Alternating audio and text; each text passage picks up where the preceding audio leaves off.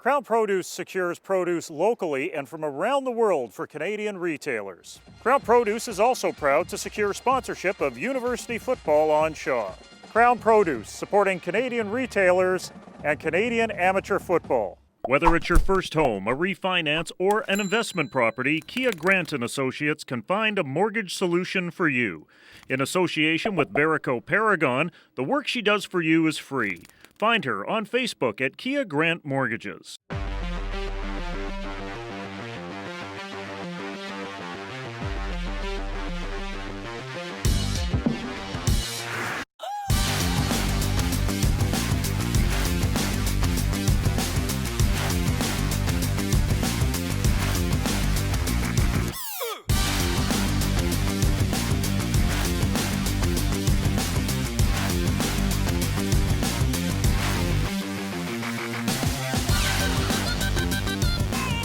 Hey everybody, welcome to another edition of Touchdown BC. I'm Andrew Wadden. Of course, I am joined each and every week by the lovely and talented Ryan Sullivan. All facts. Thank you very much. I don't know if you knew this, but it's playoff time in the city.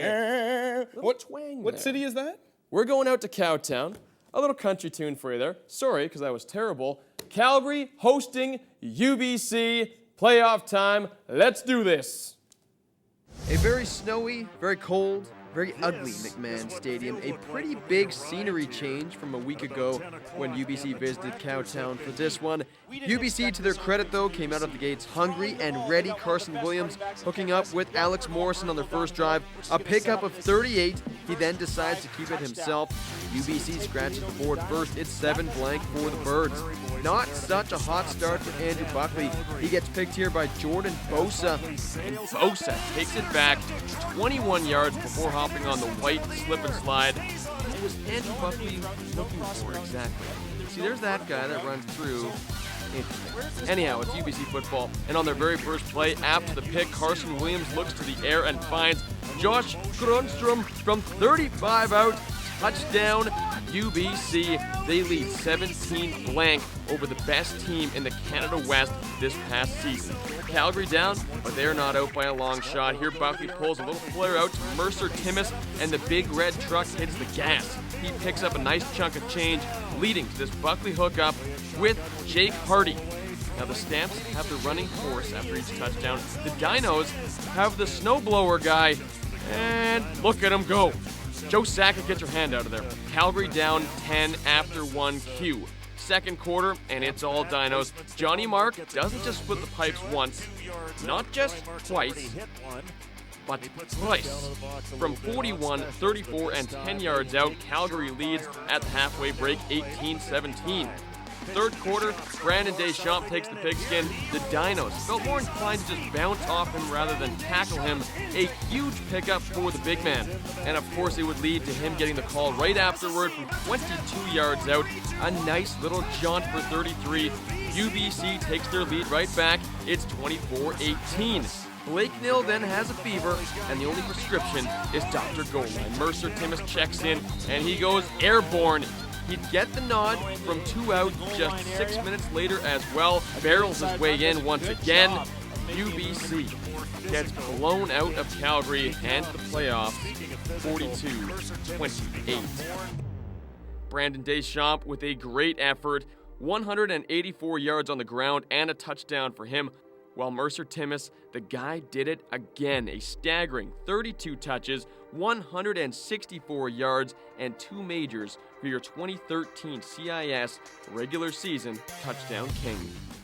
The SFU Clan start the season out with 2 consecutive wins. They follow it up with what? 5 losses. They're kind of like Ryan at a night at the Roxy, striking out. Could they get back into the win column with the boys from Dixie in town? SFU hosting Dixie State. The Red Storm are 3-4 on the year. The Clan, meanwhile, are 3 games below 500. Griff Robles hooks up early with Joe Don Duncan, and the Californian takes it into the Clan red zone. Robles then hits Mitch Frey, who puts on the brakes and takes it in for 6, soon to be 7. The Red Storm now with the early lead. Back in the red zone and back to the same story. Robles hits Frey again, From just a few out, Dixie is starting to take off. Ryan Stanford with the handoff here to Chris Tolbert, and he topples over the pile for an SFU major. It's 14-7 for the U.S. Passports. Robles then finds a wide open Joe Don. An easy, almost uncontested score for the big kid. It's now 21-7.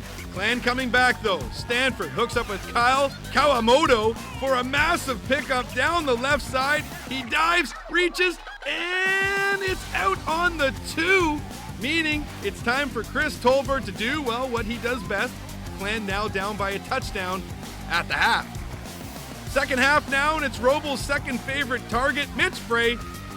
He makes the grab, shakes a man, and goes 49 yards all the way to pay dirt. SFU trailing by 2 majors after 3 quarters.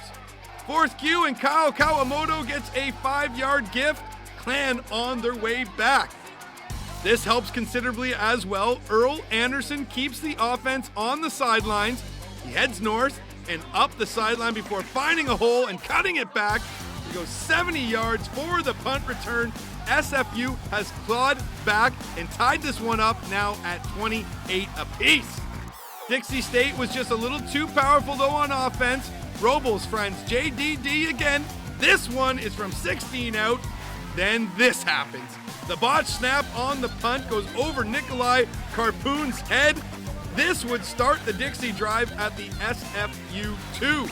Joel Davis would just trot it in from there. The Red Storm sweep the Sponge Burnaby Mountain.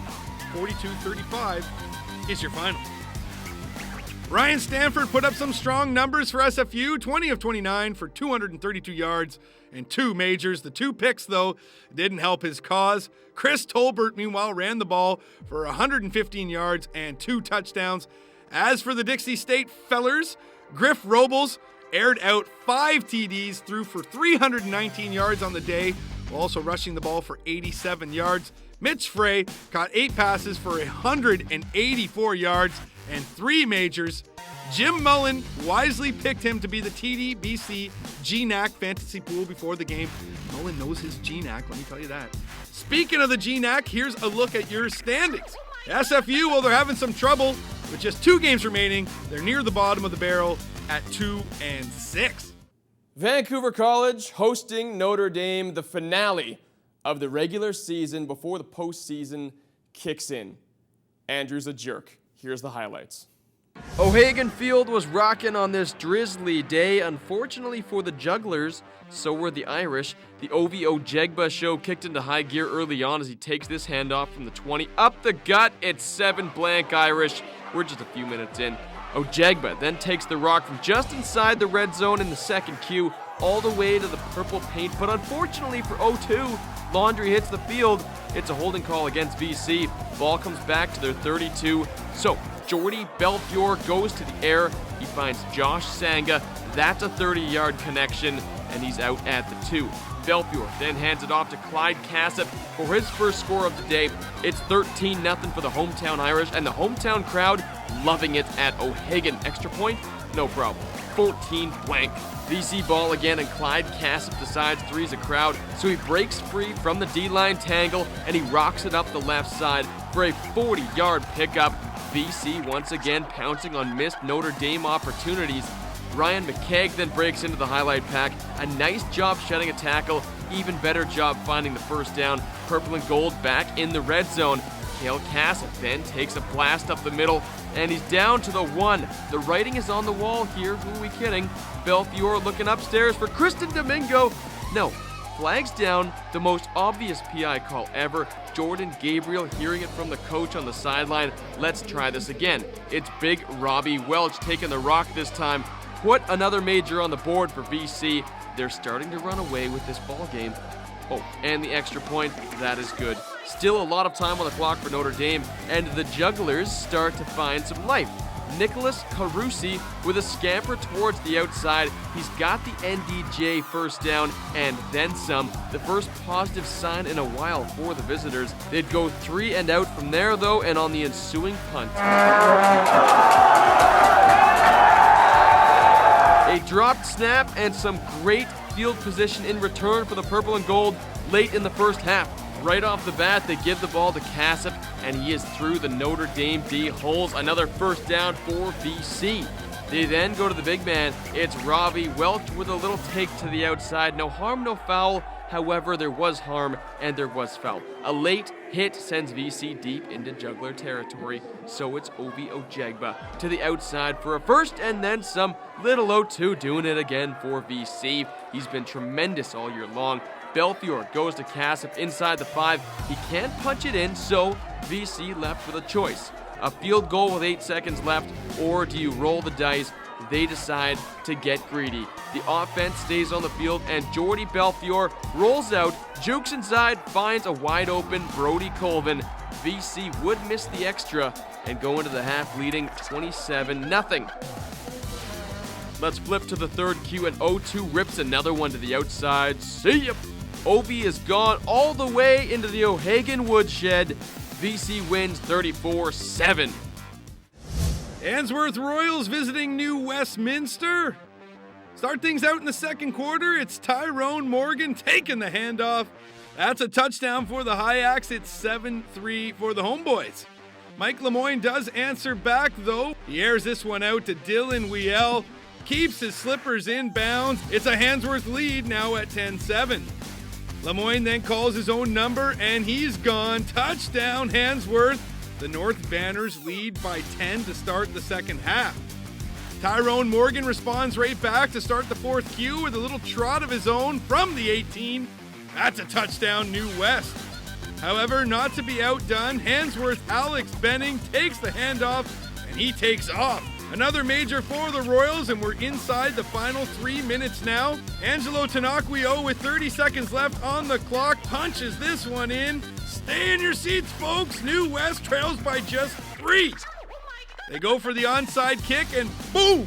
They get it right back. Gravere Dollywall with the clutch hands for the home team.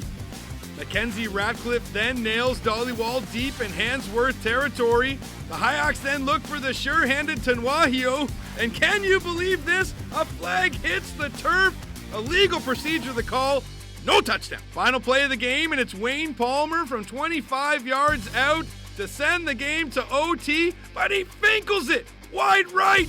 Laces out. Laces out. Handsworth wins a huge one, 24-22. WJ Mouat visiting St. Thomas More. Remember this kid's name. Watch him while you can. Malik irons a nice scamper of 22 yards here. WJ Mouat, big win on the road, 38-18. Here's a look at the rest of your AAA scoreboard.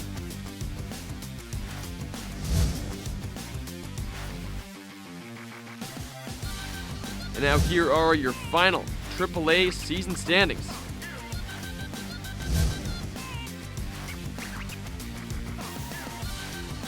Here's a look now at your AAA playoff matchups.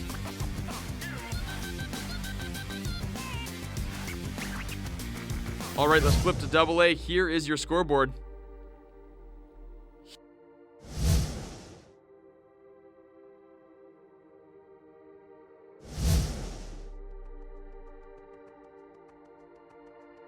Here are your final AA standings.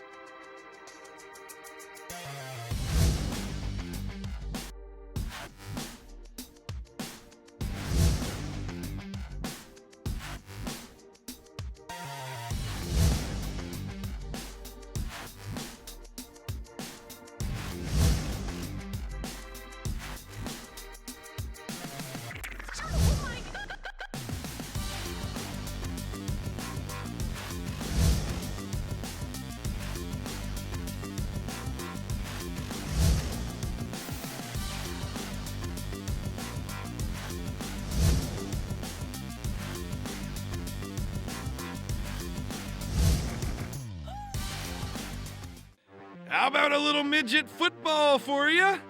Nanaimo and Cowichan start things out with a beauty Cowichan handoff, and see ya!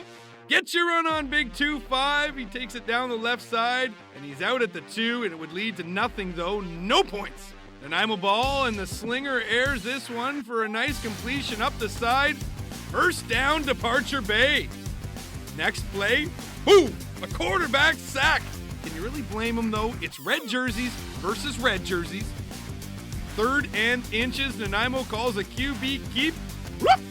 Ball squirts loose. The USC Trojans, the Cowichan Bulldogs, are back in business. A few plays later, and we've got a handoff to 3-4, and like a young, very young that is, Lendale White, he's a mover and a shaker, and barrels his way all the way to pay dirt. The XP is good, and then perhaps the catch of the year. It's aired out, and don't adjust your monitor for this real grab. Touchdown, Cowichan. And again, they yes to the extra. Ensuing kickoff, and they can't even get it out of the end zone. Mark it up as a rouge. There was way too much red in this game. Red in the unis, red on the scoreboard. It's 15-3 Bulldogs. Nanaimo would put a major on the board with this punt return, though. A little juke, a little jive, and see ya. A great looking return, and even better blocking from the Nanaimo special teams. It was a little too late, though. 15-10 Cowichan. Your final score. All right, let's take a look now at the midget standings. So Ryan, what you're saying is the jerk store called and they're all out of me? That's exactly. Well, it was funnier when. Yeah, that's what I'm saying. Dino and Jim are coming up next, and this guy, he might be involved as well. My wife's in a coma. He's not married.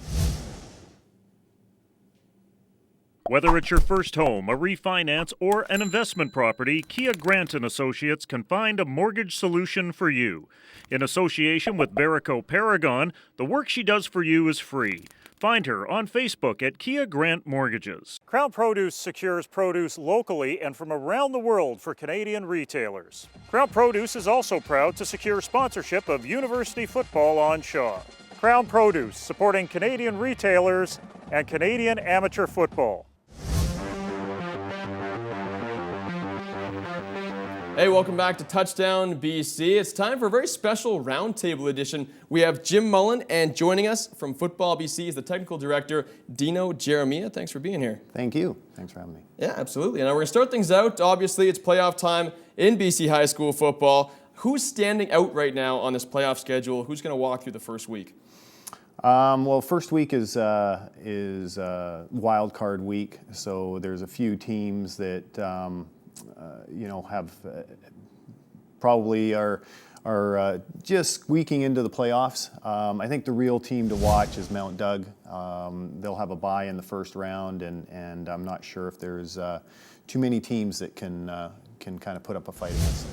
Well, there's been a lot of talk about standout guys. There's Hunter Struthers, WJ Mouat. Same thing with Malik Irons. Everybody's been talking about this kid. What are their chances looking like? Mouat had a really impressive win against St. Thomas More.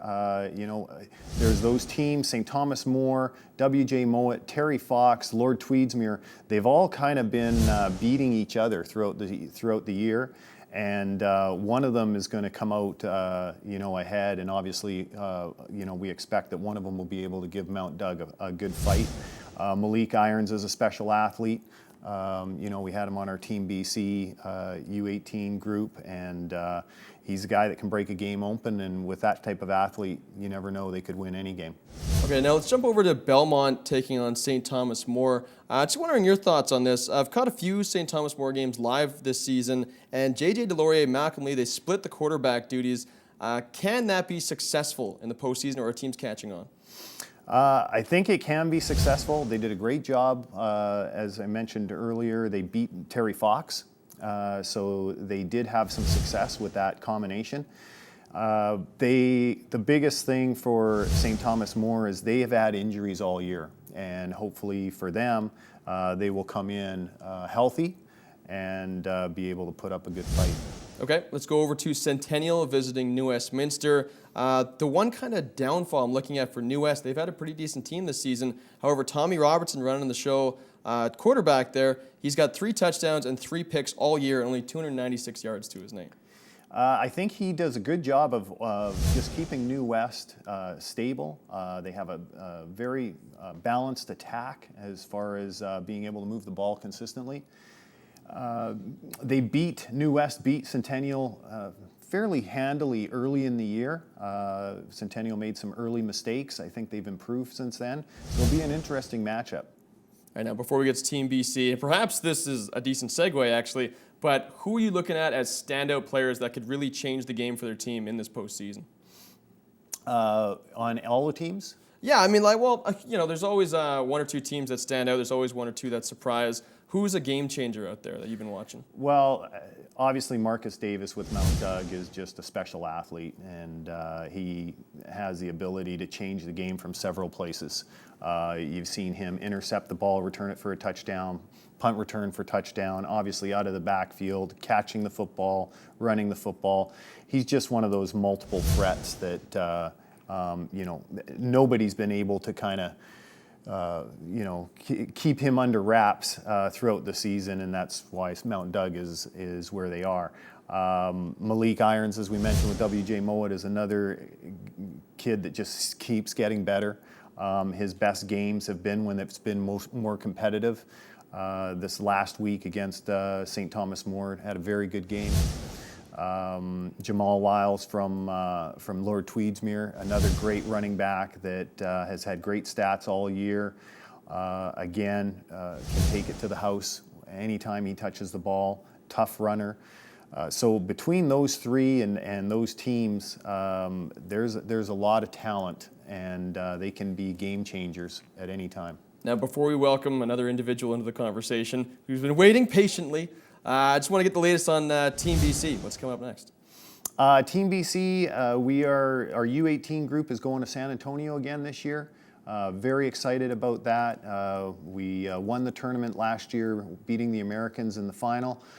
So we expect that they're going to be better, and they certainly don't want Canadians beating them on their own turf. So they'll be ready for us.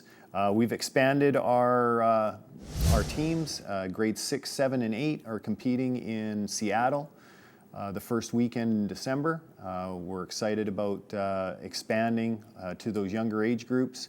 And then we have a U15 group that is going to Dallas, Texas in February. So a lot of stuff happening postseason for all of some of the best players in the province. Fantastic. Now, one of the biggest headlines that's been surrounding this province the past few weeks, what's going on at UBC with the football program, and we turn things to Jim Mullen for the latest. Well, first of all, congratulations to UBC on a 4-4 season and acquitting themselves very, very well against an undefeated University of Calgary Dinos team on a frozen field. It was nasty out there. They put together a great game plan, managed to get up 17-0 in that game, and even bounced back once Calgary took the lead. So on the field, that's great. Off the field, not so much. Right now, there's a sports targeting review going on at UBC, and of course, word has leaked out that there's a couple of teams possibly on the chopping block, the men's and women's hockey team and the football team. And it would seem that it's almost a fait accompli. Now, a number of the lead donors to the university and the athletic program have been meeting, and they have taken their case to the administration at UBC. Professor Stephen Toop, who's the president at UBC, put a letter out to all alumni a couple of days ago saying, look, there's been no decision made. The real point of concern here for the future of the UBC program is immediate. And what I mean by that is, how does the UBC program go out into the community and recruit players if they don't know if the team's going to be around in a year or 2 years? I know that the alumni wanted this story quashed. They wanted to put a delay on the sport targeting process, and you can't blame them for that. But right now, there's a number of things that are up in the air surrounding UBC. I know Coach Sean Olson is very positive as things move forward. I've mentioned it before on Crown Countdown U. I think the eventual outcome of this is that UBC goes in the direction of a Carleton or a Laval, where they are a private nonprofit corporation run at arm's length from the administration. And in my personal opinion, the further they can get away from the administration, the better. Now, until something like that potentially takes place, Dino, how does this hurt recruiting for UBC? Well, it's huge because you're asking players to make 4, 5, and in some cases 6-year commitments to your university. So if there's a lot of uncertainty on the players being able to play out their eligibility, it's a huge concern, not only on the football field, but academically as well. Now, how about some other schools right now? We've been hearing that Trinity Western University is starting to raise some money to try and get involved with CIS football. What have you been hearing? I've heard the same thing, that they have a group actively looking at different ways that Trinity Western could participate in football. I know that they have looked at funding. That is certainly something that they have been active with and have not shied away from. They've looked at different models across the country. I know that they have visited several different universities, including Carleton, the newest addition to the CIS. So it is a real possibility at Trinity Western. So, I mean, if all goes awry at UBC, this could be very good news. It's good news either way. But outside of the Lower Mainland, Jim, could we also see another CIS team perhaps popping up in the next 5 years? Yeah, UBC Okanagan has been working on this with the Okanagan Sun for a few years now. But when UBCO finally got full Canada West status granted to them this past spring, then it was game on. And there is a plan afoot for the Okanagan Sun to eventually become a part of the CIS. There's one word of warning here, however. Taking a look at the way the Okanagan Sun have been recruiting players, they're still recruiting junior players. They're not putting the student part of the student athlete first as they're going through their recruiting. If they hope to be competitive in the CIS in 2016, which is the target date, they need to be on board with the idea that all their players need to be attending school, that they need to be part of the UBCO culture as well if they want to have success on the field. I think up in Kelowna, with the facility they have, the Apple Bowl, I think there probably needs to be a bit of money thrown at that as well, have it expanded. It's got really good bones for a CIS facility, and I think if they do it right, it can be very, very successful. Most important question, though, would they keep the Okanagan Sun's pants? From what I understand, they've been talking about keeping the name Okanagan Sun. Oh. And if they do keep the pants and they keep the name, they can keep the brand. And you know what, I'll tell you, the Okanagan Sun brand is actually a lot stronger up there than the UBCO Heat brand. So yeah, keep the Okanagan Sun brand the same way the Regina Rams kept their name when they merged with the University of Regina Cougars. Been saying it all year, best pants in football. We've got all these helmets sent to us. Send us some pants. We need some pants here at Touchdown BC. For Jim Mullen on the Roundtable, thank you very much for joining us. Dino Jeremiah, the Technical Director for Football BC. I'm Ryan Sullivan. Thanks again for joining us, and we'll catch you next week.